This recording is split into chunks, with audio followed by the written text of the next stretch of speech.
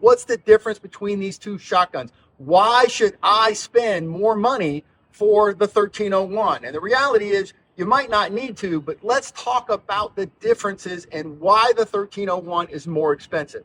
The 1301 has a significantly different operating system from the A300.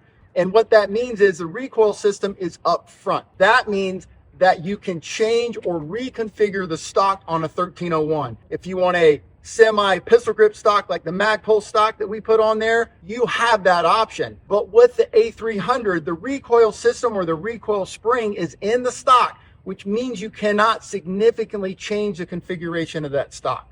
The 1301 has what Beretta calls the stellium barrel, which means it is manufactured at a much more expensive way so that it has a much longer forcing cone.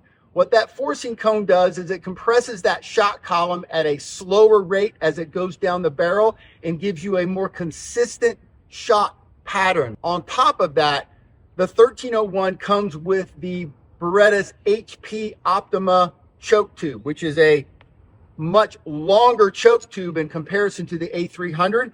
And what that means is, again, when you're choking that shot column at the end, it does it over a slightly longer period of time, which means that you don't deform the pellets and start having those pellets want to bounce off of each other as they go through that choking system. The receiver itself is also different in that the 1301 has the blink operating system. It's a rotating bolt system, which is extremely durable. It's what Beretta learned over time to make the gun last longer.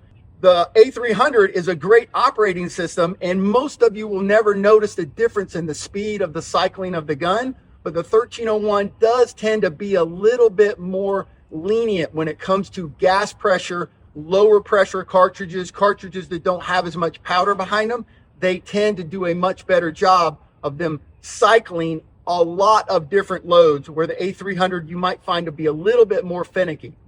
Now, again, for most of you, it's not going to make that much of a difference. If you're just looking for a great tactical shotgun that is very economic, the 1301 is great, but the A300 is much less expensive. It's going to allow you to get that tactical shotgun at a much less expensive price. If you're really looking to trick out, outfit, folding stock, different configurations, and you really want to tweak every little bit of accuracy out of the gun, the 1301 is definitely something you should look at.